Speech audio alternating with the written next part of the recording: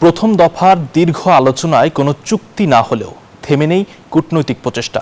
যুক্তরাষ্ট্র ও ইরানের মধ্যকার দ্বিতীয় দফার সংলাপকে ঘিরে নতুন করে আশার বার্তা দিচ্ছে ইসলামাবাদ।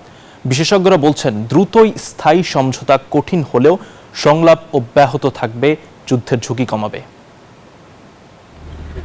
পাকিস্তানের সক্রিয় মধ্যস্থতায় যুক্তরাষ্ট্র ও ইরানের মধ্যকার চলমান আলোচনায় দেখা যাচ্ছে ইতিবাচক অগ্রগতি। যুক্তরাষ্ট্রের বার্তা নিয়ে সেনাপ্রধান অসীম মুনিরের ইরান সফর দ্বিতীয় দফা সংলাপের ওদের স্বপ্ন পূরণে পাশে থাকতে পেরে আমরা গর্বিত।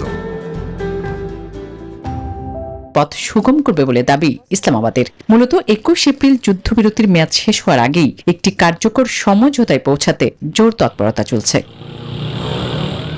তবে দুপক্ষই নানা শর্তে নিজেদের অবস্থানে অনড় থাকায় দ্বিতীয় দফার সংলাপে এখনও অনিশ্চয়তা রয়েছে। যদিও কয়েক দশকের বৈরিতার পর যুক্তরাষ্ট্র ও ইরানকে মুখোমুখি টেবিলে বসানোই পাকিস্তানের জন্য একটি বড় কূটনৈতিক বিজয় হিসেবে দেখছেন বিশ্লেষকরা। বলা হচ্ছে, পাকিস্তানের ভৌগোলিক অবস্থান এবং দুই দেশের মধ্যে ভারসাম্যপূর্ণ সম্পর্ক এই উদ্যোগকে আরও কার্যকর করেছে।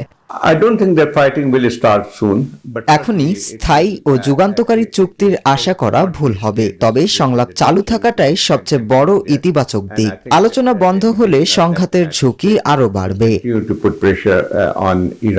তারা বলছেন, এই ক্ষেত্রে বড় বাধা হয়ে আছে আঞ্চলিক কিছু সশস্ত্র গোষ্ঠী এবং যুক্তরাষ্ট্রের ঘনিষ্ঠ মিত্র ইসরায়েল, যারা এখনও প্রত্যক্ষ ও পরোক্ষভাবে এই শান্তি প্রক্রিয়ার বিরোধিতা করছে। আসমাতুলি, নিউজ 24।